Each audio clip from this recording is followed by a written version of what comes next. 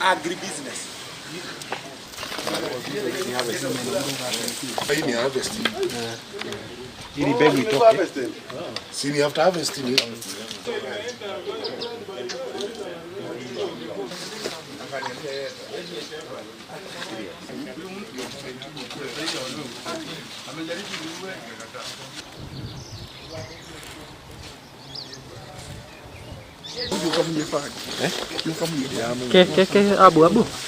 Abu.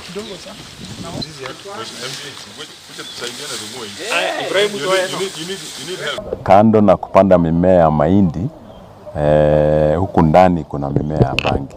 Na hata mkiona hapa karibu utaona kwamba wamefanya hata irrigation ili kuhakikisha hii mimea ya bangi imenawiri sana.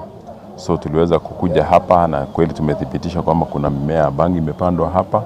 Sasa ile shughuli ambayo tuko nayo ni kumtafuta mwenye shamba na wale ambao wameajiriwa kufanya hii kazi.